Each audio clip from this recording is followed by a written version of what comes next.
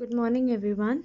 In this video, we're going to solve the last question of the exercise, where you've been given some practical examples for which you've got to convert them into equations. You don't have to solve the equations, simply convert them into equations.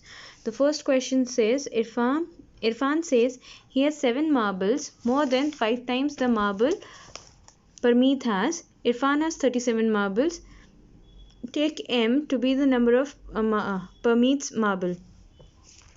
तो हमें बोला है कि 7 marbles more than 5 times marble Parmeet has. तो परमीत के पास हमें बोला है कि जितने भी मार्बल हैं हम उसे एज्यूम करना है कि m है. तो 5 टाइम्स m क्या होगा, 5 into m which is 5m. 7 marbles more कितना होगा, 5m प्लस 7 मोर, यानी कि एडिशन होता है. हमने पहले ये चीज़ समझ ली थी.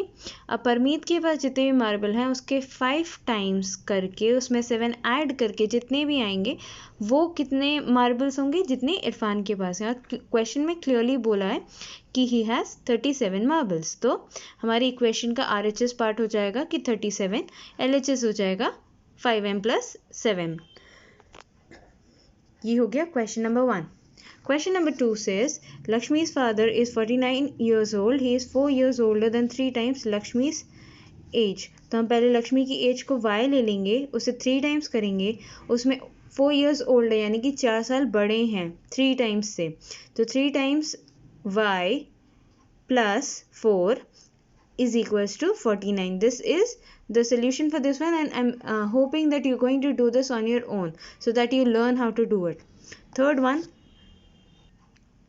The teacher tells the class that the highest marks obtained by a student in class is twice the lowest marks plus 7. Highest score is 87. तो lowest को हमें लेना है L, क्योंकि यहाँ पे हमें ऑलरेडी बोल दिया कि वेरिएबल कौन सा लेना है, तो हम यही वाले वेरिएबल्स लेंगे.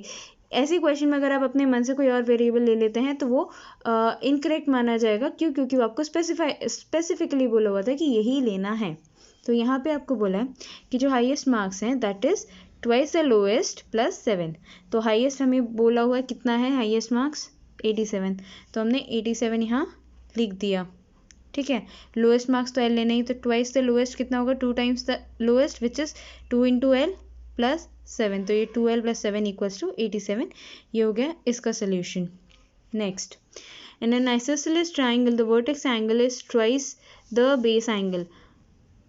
Let the angle be B in degrees. Remember that the sum of angles in a triangle is 180 degrees.